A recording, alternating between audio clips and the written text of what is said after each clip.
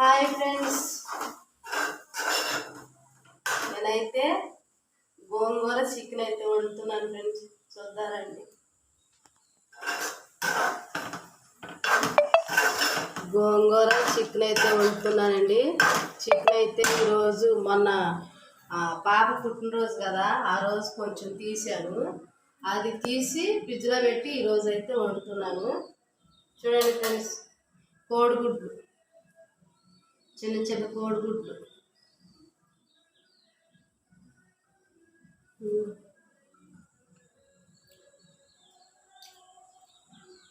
బాగున్నాయండి. కోడిగుడ్లు నాను కొంచెం అండి, మీరు